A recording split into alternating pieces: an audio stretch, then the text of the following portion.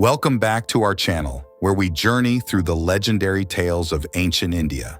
In the serene forests where Pandu and Kunti had chosen to live in self-imposed exile, away from the intrigues of Hastinapur, the unfolding of destiny was quietly underway.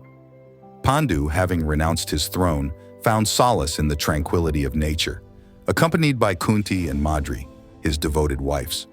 Kunti carried within her the seeds of their future. One day, as the sun cast its golden rays through the canopy, Pandu approached Kunti with a heart full of hope and faith. "Kunti," he said gently, "it is time. Invoke the blessing of the gods as sage Durvasa instructed. We need a son who can support our firstborn, Yudhishtira.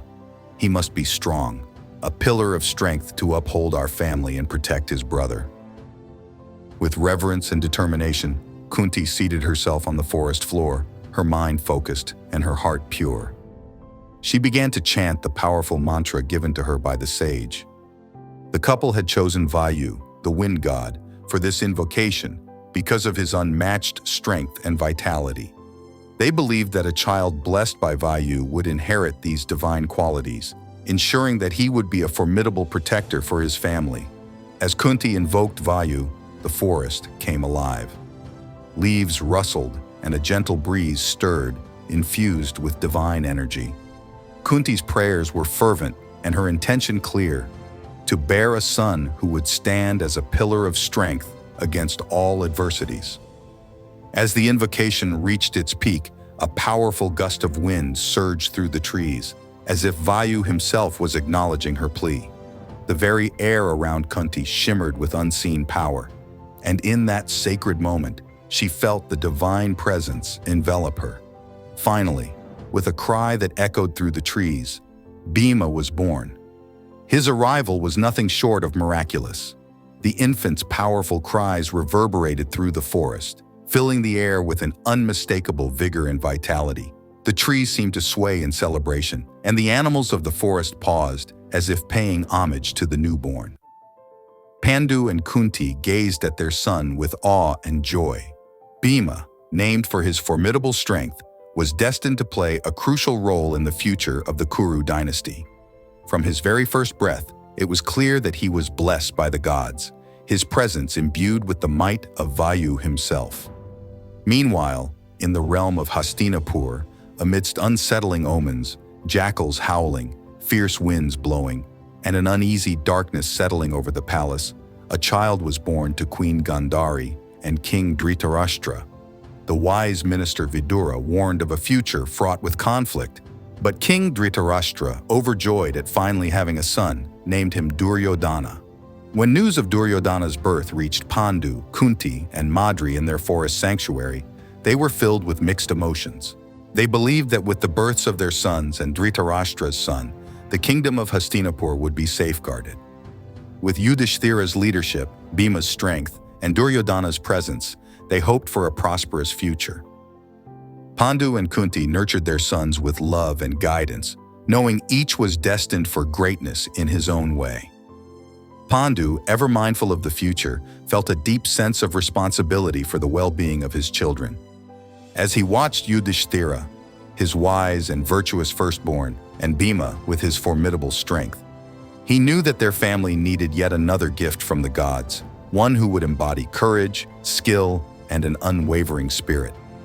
"Kunti," Pandu said one serene morning, "the time has come for us to seek another blessing. Yudhishtira will be our guide, and Bhima our protector, but we need a son who will be our warrior, one who possesses not only strength, but also unparalleled skill and valor. We must invoke the grace of the god Indra, the king of the heavens, and the supreme warrior among the gods." Kunti, ever devoted, nodded in agreement. With the same reverence and determination as before, she prepared to invoke Indra. She seated herself on the sacred ground of the forest, her heart filled with a fervent prayer. The mantra given to her by sage Durvasa was powerful, and she began to chant with utmost sincerity. As she called upon Indra, the forest responded with a divine resonance. The sky above seemed to brighten, and a majestic stillness enveloped the surroundings. The very air crackled with energy, as if Indra himself was listening to her plea.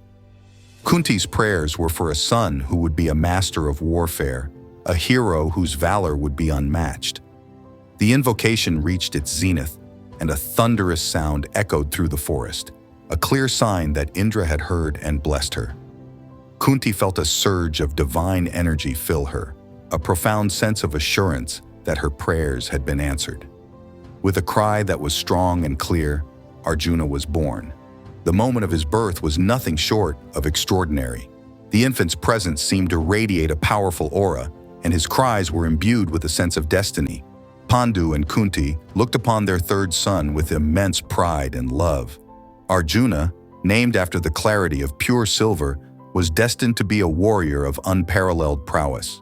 From his very first breath, it was evident that he carried the blessings of Indra, his spirit imbued with the might and valor of the king of gods. In the tranquil embrace of the forest, away from the tumultuous courts of Hastinapura, Arjuna's birth was celebrated with quiet reverence. Little did Pandu and Kunti know that this child would grow to become one of the greatest archers of all time, a hero whose name would be etched in the annals of history. Arjuna, with his extraordinary skills and unwavering dedication to Dharma, would stand as a beacon of hope and strength, playing a pivotal role in the epic saga of the Mahabharata. As Yudhishtira, Bhima, and Arjuna grew, Pandu and Kunti felt their family was taking shape beautifully. Yet Kunti felt a surge of compassion for Madri, knowing she too yearned for the blessings of motherhood. Drawing upon her own experiences and the divine blessings bestowed upon her, Kunti resolved to share the sacred mantras with Madri, so she too could invoke the blessings of the gods. Approaching Madri with gentle reassurance, Kunti took her hands and spoke softly. "Madri, it is my earnest wish for you to experience the joy and blessings of motherhood. Let us together invoke the divine lords and seek their benevolent grace so that you may be blessed with children who will bring light and happiness into our lives."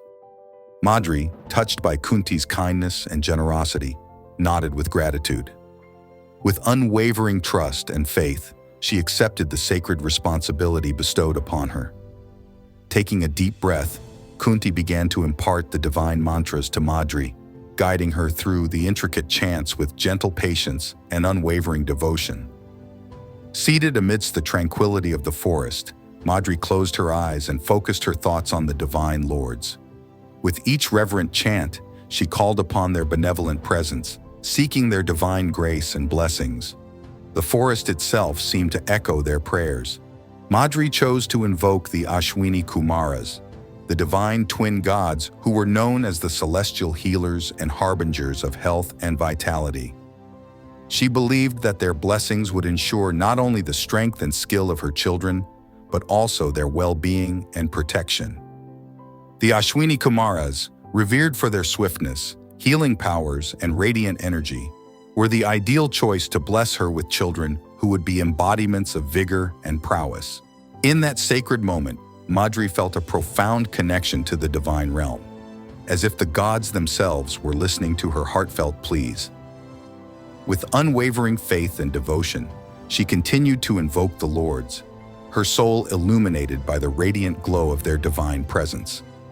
As the chants reached their zenith, a sense of serene fulfillment washed over Madri, as if her prayers had been heard and answered by the benevolent lords. In that tranquil forest sanctuary, amidst the loving support of Kunti, Madri felt a deep sense of gratitude and hope, knowing that her prayers for motherhood had been entrusted to the divine guardians of the universe. In due time, the blessings of the Ashwini Kumaras manifested in the birth of Madri's twin sons. Nakula and Sehdev were born amidst the serene embrace of the forest, their arrival marked by a sense of divine favor and joy. The twins, radiant and healthy, were a testament to the grace of the celestial healers. Nakula, known for his unmatched beauty and skill with horses, and Sehdev, noted for his wisdom and knowledge of the stars, were destined to become vital members of the Kuru dynasty. As Nakula and Sehdev were welcomed into the world, the forest seemed to celebrate their arrival with a newfound harmony. The family, now complete, was enveloped in happiness and unity. Together, They nurtured their children with love and guidance, ensuring that each one grew strong and wise.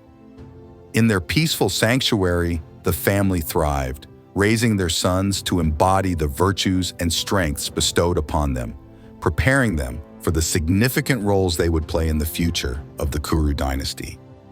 That's it for today's video. Join us next time as we delve deeper into the legendary saga of the Mahabharata. Don't forget to like, share, and subscribe to stay updated with our captivating journey through ancient Indian mythology. Thank you for watching.